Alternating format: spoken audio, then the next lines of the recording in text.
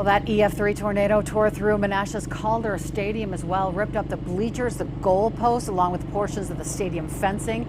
Ashley Robinson spoke with a neighbor, saw that impact up close. Ashley.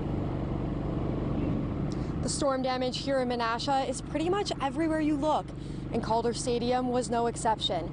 Neighbors near the stadium are currently navigating the aftermath. The damage is especially painful for this community, where destruction didn't stop at the Calder Stadium fences. Nearby resident Kathy Groth described to me the moment the tornado hit, completely destroying her garage and parts of her home, leaving a pile of debris in its wake. Everybody says it sounds like a freight train, and it really didn't. It sounded like a herd of elephants coming in. It lasted maybe 15 minutes.